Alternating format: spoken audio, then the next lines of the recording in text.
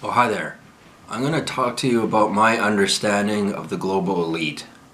And not just that of the Americans or the Canadians, but also the Chinese and the Russians. Now, the thing is, what they do is cloak and dagger. It's on a need to know basis.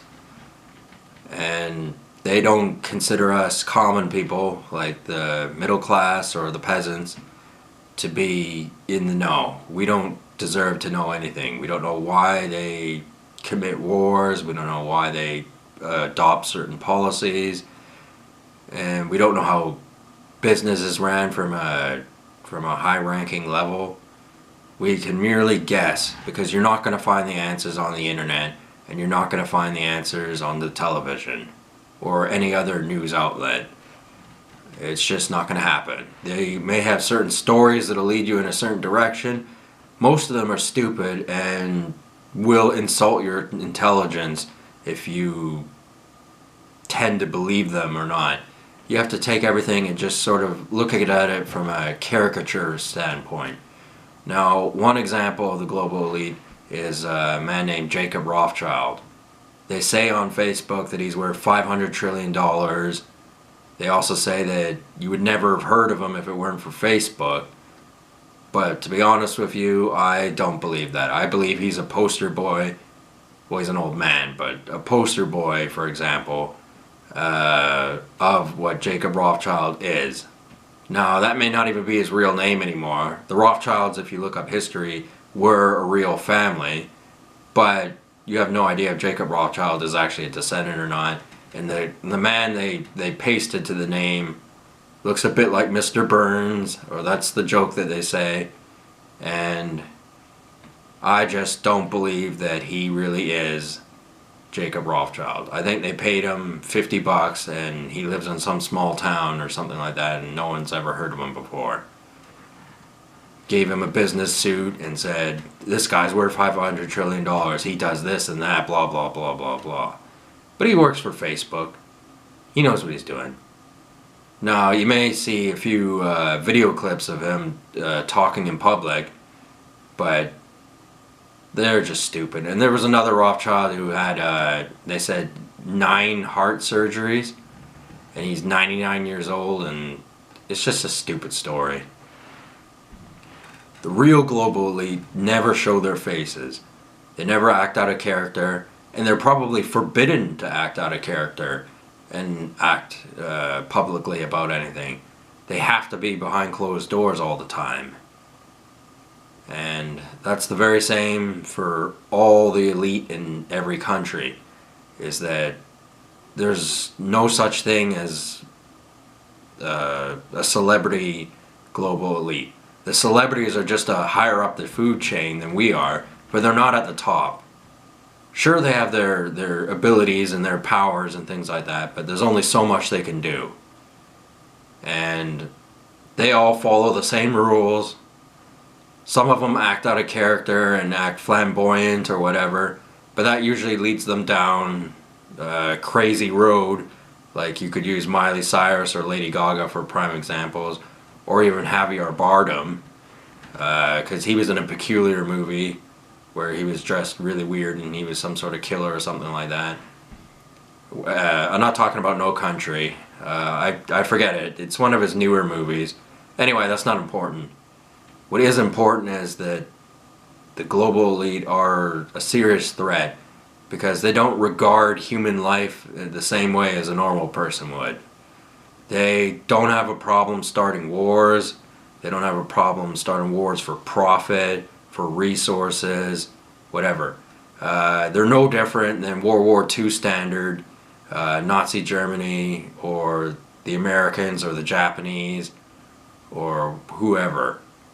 They want to divvy up the resources accordingly. That's why the Americans are in the Middle East right now. I have no illusion that they have a really good reason for being there, but to liberate those countries from tyrannical dictators was not on the top list. It was the reason they gave us, but it's not the truth. The truth is that they were going in there for their oil and their resources, which is understandable. The Americans need to keep their global influence. They need to stay a dominant power in the world, and to do that, they need to control the resources. And the resources that were there for the taking were in the Middle East. So that's why they're there. It's to stop a further global conflict from happening, because there isn't really much oil in North America, but it has a lot of fertile ground for growing crops. It's got very favorable weather, in some places anyway. It can get really hot in North America and it can get really cold, but overall there are a lot of places where you can grow vegetables and fruits and raise cattle. So North America is a really prime location that a lot of other countries are really jealous of. Now, getting back to the global elite, they're kind of like, what's an example? Well, a metaphorical example would be they're like a prehistoric fish. They hide in a little nook or a cranny under a swamp and a tree, and they wait for little fish to come by, and they come out and they eat the little fish. And that's why you get Miley Cyrus's and Lady Gaga's that act all crazy and things like that, because they're just little fish. They can't help it. But anyway, these prehistoric fish, as I call them, know things about the world and human thoughts, beliefs, civilizations, previous countries' policies, politics, wartime economics. They know all these things so much better than we do, and they constrict that information. They keep it all to themselves so that nobody can learn anything. Now, these prehistoric fish, as I call them, only come out when victory is assured, when they know that they're completely in the safe, and they're in the dark water, so you can't see them, but they come out from their hidey hole to eat the smaller fish, like I said. So you never really see what they are, and they're ugly. They're simply ugly. They know things about history that we don't know, that the information has been restricted on. And the Chinese government, I believe, is exactly that. They control their people through manipulative tactics, and there's just no telling exactly what they know. And since they're always hidden and you never know what they look like, it's like they're very hard to get a hold of and throw them out in the open. Because if they were thrown out in the open, they would be quite impudent, quite weak. And there's nothing they could do to stop people from, I don't want to say waking up, because that's just stupid. I hate that phrase. I hate Anonymous. I hate the Guy Fawkes mask. I hate that whole scene. It's just stupid. It's a stupid caricature to lead people down a narrow path that they think they're enlightened and they know about a whole bunch of things, but they really don't know much. I'm not claiming to know a whole lot, but I have my beliefs, and there are certain things that I don't agree with, and there's certain caricatures I don't go along with because I just believe they're stupid. Like, I'm not one of these guys who's going to go around with a Matrix poster going, "Would you believe if I told you this or that?" I'm not one of those idiots who needs a caricature to explain himself properly. I think I have my own ideas, and I'm going to try and explore them as best I can. It's very hard to learn about this sort of stuff because, especially if you're not interested in the way how these people talk on the internet or in general, it's very hard to ascertain any real information. Because, as I said, it's all secretive and nobody wants to know.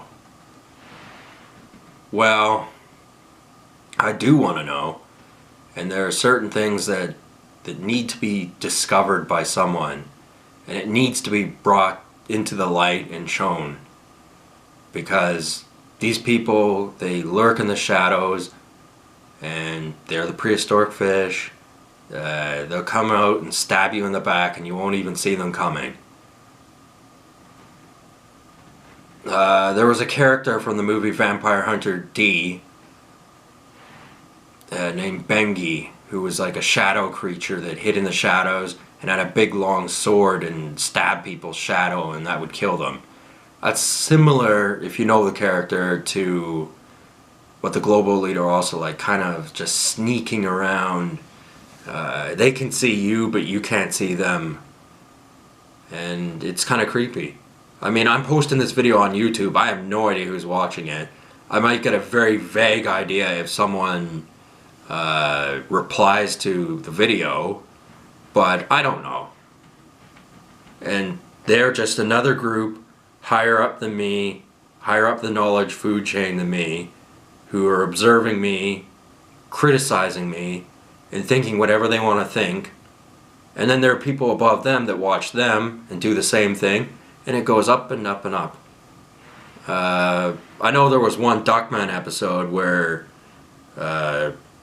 it was one TV, one TV, one TV, one TV, and inside those TVs were these villains that were laughing about the villains below them, thinking they got ahead of them, and didn't realize that there were other villains that were watching them.